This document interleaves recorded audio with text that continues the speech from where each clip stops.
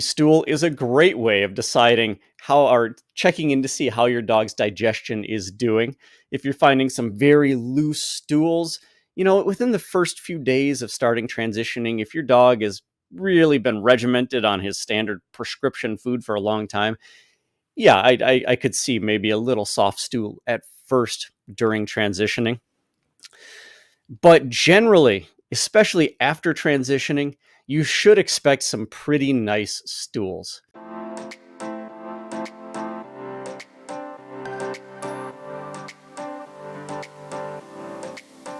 Welcome to the Pet Care Report podcast by Pet Summits. Here's your natural dog healthcare host, Alora McKinley. Well, g'day guys, welcome back to another episode of the Pet Care Report. Now, one trending theme in all our dog health episodes is the importance of a good diet and how that affects our dog's entire life and well-being.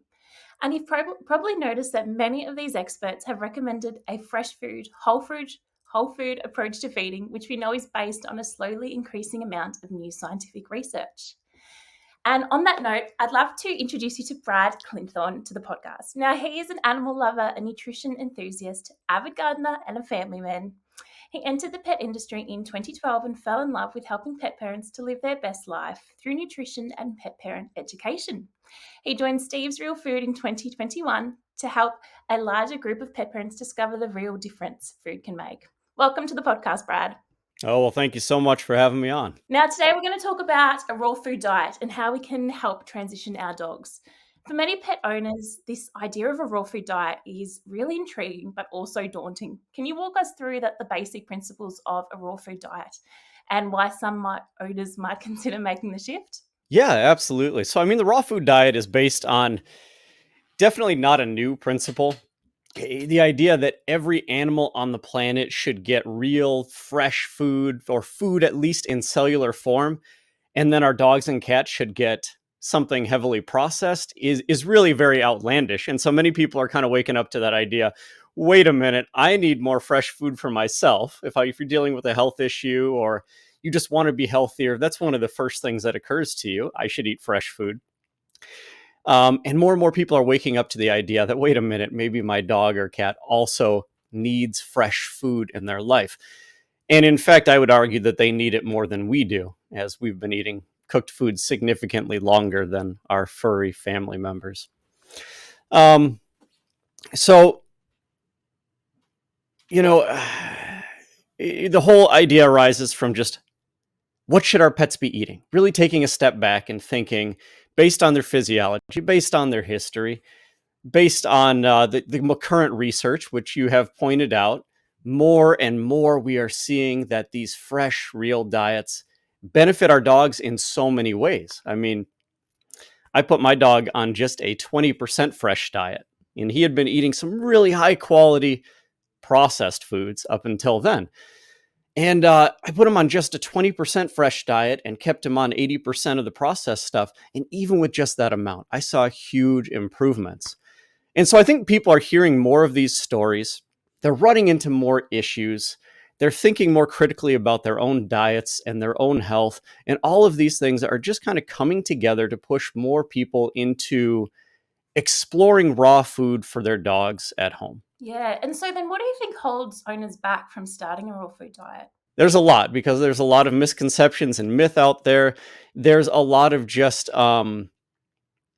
being unsure. I was actually running a pet store for probably 3 years, and at that time still unsure about raw food. I even had it in my freezer at the store, and I still wasn't sure how to recommend it, how to feed it. I didn't really know anything about it, and I was like, I'm the kind of guy who I was going home after work and sitting down and reading about dogs and reading about their physiology and reading about what they should be eating. And at the time, the information wasn't as available then. It took a lot of looking around to find anything about raw foods. But yeah, there's a lot of fears, misconceptions, and concerns out there. Luckily, nowadays, there is so much information available. It's becoming easier and easier to cross that barrier of misconception. I often run into 2 or 3 reasons that people don't do it, that people are a little bit concerned. A, they're just not sure how to start. Okay, so you want me to feed raw meat to my dog? What do I do? Should I just go to the store and slap some burger down in front of him? In fact, I was talking to a friend the other day about his dog, and we got started talking about fresh food, and I got him sold on the idea, and he said, okay, so what do I do? Do I just go grab some salmon and feed it to my dog? And it's just so many people are at that level where, yes, they would love to do better for their animals, but they're really not sure how to start. So that's the first part, is figuring out how to start. And, you guys are so helpful for that. So instrumental in teaching people how to feed fresh diets, whether they want to make them at home or if they want to, buy some. There's so many beautiful commercially prepared raw foods out there now as well. But then there are two other big holdouts that I run into. A, bacteria, and B, nutrient imbalance. Those are two really big concerns. And we actually have a webinar that completely addresses those as well as all of the other misconceptions. And we really dive into it. But, bacteria, our dogs have been eating carcasses they find. They've been foraging, they've been scavenging for thousands and thousands of years. And then this is built on top of animals that have been scavenging for millions of years. They can absolutely handle crazy different amounts of bacteria than we can. But most foods, either in the human food chain or especially if you're buying like a commercially prepared raw food, the bacterial content of those is going to be incredibly low if it's pathogenic bacteria. Almost every raw food company will have multiple safety steps in place. Nobody wants to hurt an animal. We're all doing this from a place of love. And then, the human side, as long as you're handling things well, your dog should be able to handle most of the bacteria in those foods. One of the big concerns is what? Salmonella. Well, salmonella needs a pH between 4 and 6 in order to grow and thrive. Whereas your dog's stomach, when he's digesting a meal, dips down to a pH of 1. That's like sulfuric acid. The salmonella doesn't stand a chance in there. Good to note too that it's not just raw food that can carry salmonella. Your kibble can too. Absolutely. In fact, pound per pound, kibble is responsible for far more bacteria recalls than raw foods are in the past, 15 years. So the fact that bacteria in general is a raw food problem is definitely a misnomer. It's not a raw food problem. It's a pet food concern. And as long as the company you're buying from is really thoroughly addressing it, it's not something you should have to be concerned about. Just wash your hands after you serve it, just like you're dealing with kibble. Yeah, that's a good point.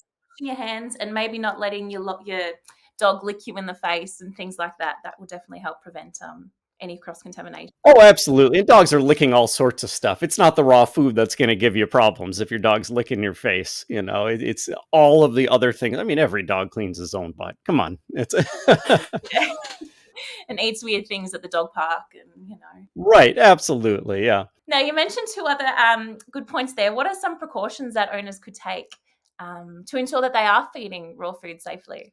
So you definitely want to make sure you're feeding a balanced diet. It doesn't have to be balanced every single day, but you want it balanced over time. So if you're making it yourself, don't just go to the store and grab some salmon and slap it in front of your dog.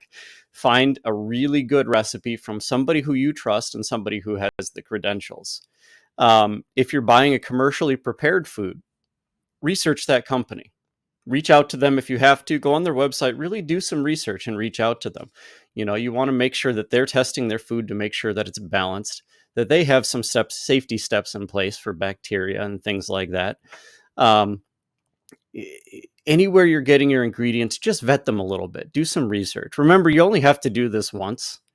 Once you find some places that you can trust, you don't need to keep redoing this every time you buy a bag of dog food. Once you've established who you can buy from, who you trust, and who you know is safe, your homework is done, at least in that particular area. So that's the first thing, is just making sure that you can trust, that there's a lot of trust between you and whoever you're buying your food from. And then, like I said, the other thing, making sure your diet is balanced. Again, if you're going to be making it at home, definitely tap into some of the amazing, brilliant minds that are available these days. People who are just spilling all sorts of beautiful information and sharing recipes with us to help feed our dogs fresh food. Yeah, and you can also get, for some parents that are, very anxious about balancing their meals, you can get like stuff from the pet store now that has different minerals that you can add to your dog's food just to make sure you're covering all the bases. So it's not as scary as it sounds. Yeah, and it really comes down to this is food. This isn't a prescription. Our bodies are all made for balance over time. So yeah, as long as you do your homework, your dog's not gonna drop dead. Yeah. He's not gonna keel over from slightly mixed up. Especially if you're feeding whole foods, you're really not going to screw it up that badly in a short amount of time. But seriously, over a long term, you definitely can, cause some damage. So do some homework. Yeah. Now, let's say a dog owner wants to introduce some raw food to their dog's diet. Does it have to be dog food that is specifically for pets, like raw meat, or can they also use meat that's for human consumption as well? Oh, they can absolutely use meat that's for human consumption. I will cut, little bits off of food that I'm preparing and toss them to my dogs. I do, I work for a dog food company. I do personally really prefer getting the meat from, the company I work for. But that's only because in my area, there's not a lot of really great meat available. And so there's a lot of trust there with me. So sometimes I think you can actually get higher quality stuff if you can really establish that trust. Now, meat in the human supply chain, if you have an immunocompromised animal or something, definitely consult with a holistic vet or your veterinarian if they're raw friendly before you start feeding that. Because if you have like an immunocompromised dog or something, meat in the human supply chain will have a higher bacterial load. It's usually not out of this world crazy, but there's like a zero tolerance. There's a zero tolerance level set for commercial dog food companies. And so they cannot have pathogenic bacteria in their raw meats. Whereas at the grocery store, there is a little bit of room to move around. That should not scare you off from going to the store and finding some great meat and sharing it with your dogs. But just keep that in mind if you have an animal who's immune compromised. Talk to your vet first. Yeah. And now for people that are going to maybe look at making their own raw pet food, what kind of things make up that raw food? Is it just meat and bones? What should they be expecting putting in? So there's a few different philosophies behind that. Some people do believe in the prey model diet, which is really mostly animal. Even if you're still doing mostly animal, you're going to have to add some other things. I personally am all about the BARF diet, biologically appropriate raw foods. I love seeing a mix of meat, organ, bone, some fresh produce, some beautiful veggies, some tasty fruits, some herbs, mushrooms. There's all sorts of fantastic stuff that are full of benefits and phytonutrients and beautiful things that can help your dog live a longer, healthier, happier life. And so personally, I really do like to include some fruits and veggies and some other great extras in my dog's food if I'm ever making him a meal. And you can add some fun fermented things as well. I do a low salt kimchi at my house. I guess I shouldn't call it kimchi. It doesn't really have any spices added to it. This one's for the dogs. But it's an awesome, awesome pro and prebiotic and even postbiotic. So yeah, I'm a big fan of including some fruits and veggies. Now, I do believe that dogs' diets should be mostly animal-based, that they really do better on a mostly animal-based diet. And so including that muscle meat, including that organ meat, incredibly important, including that bone, ridiculously important. But I also, again, do believe in adding some produce. And I guess the thought that dogs need carbohydrates has been around for quite a long time. So many will add maybe rice to their dog's food. What's your thought on adding a carbohydrate source? Yeah, so dogs have no actual need for carbohydrates. Now, you definitely can add some, but I personally don't really think their body has a great use for those. So I typically try to go lower carb with the foods that I choose for my dogs. I do like more fibrous vegetables. I'll add things like broccoli and kale, stuff like that. carrots, apples. Even apples are a great source of fiber. I definitely try to go low glycemic, low sugar. I'm not going to add mango to my dog's bowl that often. Um, so yeah, personally, I don't really subscribe to the belief that you need to give your dog carbs or go out of your way to give your dog carbs. They're naturally going to come in through some of the amazing foods you're already giving them. And I certainly wouldn't go out of my way to add them to the bowl. Yeah, absolutely. Me too. Now, how do pet owners work out how much raw food to feed their dog? Is there a like a chart or something they can follow? Yeah, typically, if you're doing like a mostly meat diet, you would feed about 2.5% of their body weight every day. And then you can adjust that depending on your dog. Every dog is different. I know there are so many great charts out there. There are so many great guides. That's actually a really great question for Google, probably, because that's some easy quantitative data you can just type in and get some good answers. But typically, if I'm feeding a diet, if my bowl is 80% meat, organ, and bone, and 20% produce, and a little goat milk, and a little coconut oil or something like that, then I'm going to feed my 80-pound dog about 2 pounds of that a day. Yeah, it's not that hard, and especially learning about your dog and how you want them to be, because we don't want them to be overweight and we don't want them to be underweight. We want them to be just right. So finding that amount of food that's going to work for our dogs. I know I've got active dogs, so I feed them a little bit more than what's usually recommended just to keep them healthy. Yeah, and I usually recommend that people establish a baseline weight for their dogs. I'll actually pick up my golden retriever Chuck, and I'll step up there on the scale, and we'll check in every once in a while just to make sure we're not overdoing it. Because we'd love to add some extras, eggs fresh from the chickens, things like that. And if we're not careful, he'll creep up to 85, 90. We know that being just moderately overweight can significantly impact their life. So yeah, I always recommend establishing a baseline. And that way you can just check in every once in a while. Yeah, great idea. Now, let's say an owner has transitioned their dog to a raw food diet.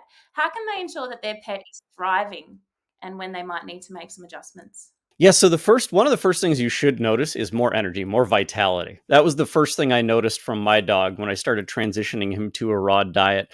That was probably within at least 2 weeks of transition. And I was not fully transitioning at this point. I was just including it in his diet. But I saw more vitality. I saw more energy. If you're seeing lethargy, then you might want to look into that. There may be some reason that you maybe should reach out to your vet, or you're maybe just not feeding enough. Now, I doubt that's the case, but it's a possibility. You also want to look at their stool. Obviously, stool is a great way of deciding checking in to see how your dog's digestion is doing. If you're finding some very loose stools, within the first few days of starting transitioning, if your dog has really been regimented on his standard prescription food for a long time, yeah, I could see maybe a little soft stool at first during transitioning. But generally, especially after transitioning, you should expect some pretty nice stools. My dog's stools got smaller, they got tighter, they're a little firmer, much, much healthier than they were when he was eating a processed food diet and they were those big old fluffy poops. I was using 2 poop bags per walk. So stool is a great way to keep an eye on your dog's overall health and how you're doing with your current meal plan. Weight, of course, is a great way to see how things are going. If he's ballooning up, well, time to slow down and adjust, figure out what's going on. But also if he's losing weight, if he's visibly losing weight, especially quickly, well, that's something you definitely want to address.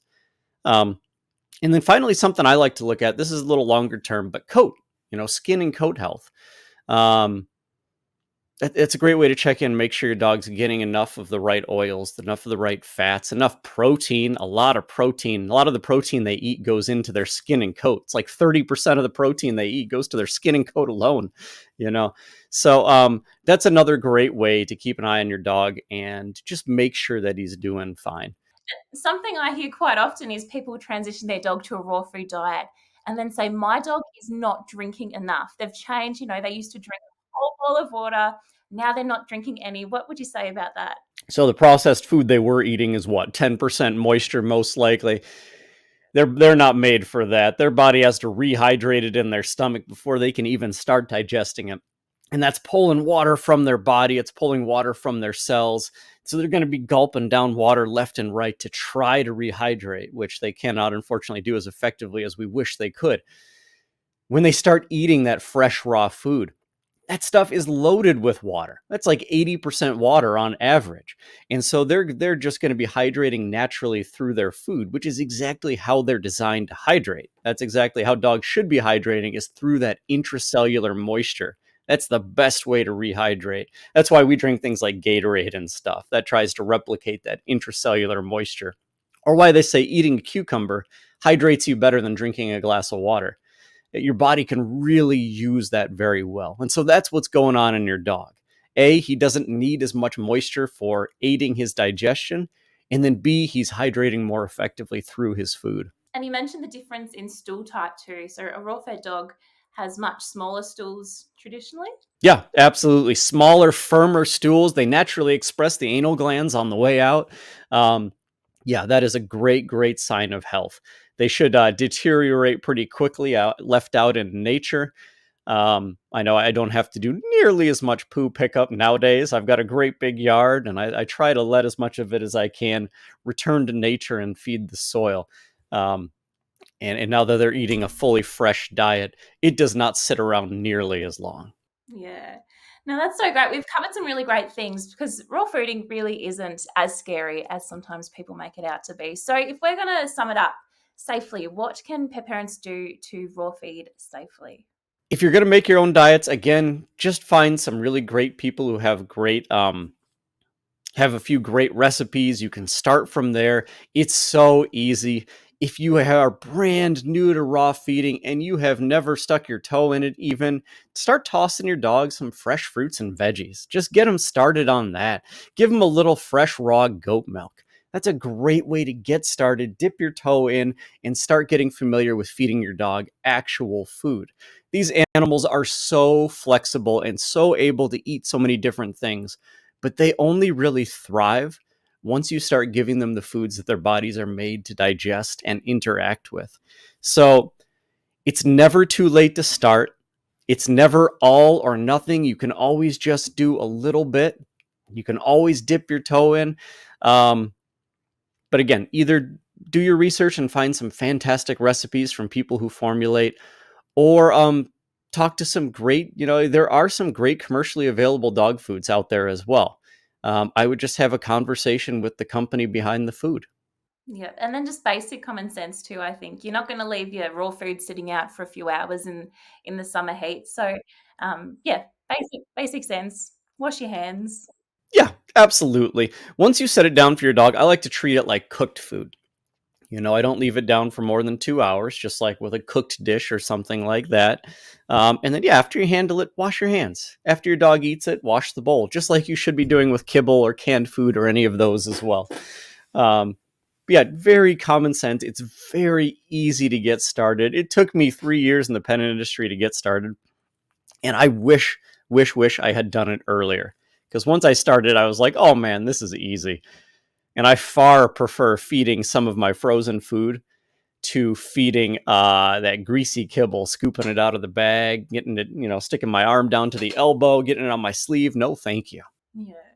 Well, thank you so much, Brad. That's been really interesting. If our followers want to find out more about you, where can they find you? So Steve's Real Food, you can either go on to the homepage or you can check out the Facebook. I'm always doing webinars with, I work for Steve's. And so for Steve's, I'm always presenting some fun webinars, and we have our own Facebook live channel as well. So we are often bringing on experts and doing fun interviews. So you can always join us there to learn some more. Beautiful. We'll put some links to that in the show notes. And just, you mentioned Steve's Real Food. I assume they make like a raw food blend as well? Yeah, absolutely. So Steve's was actually the first commercially available raw food in the U.S. back in 1998.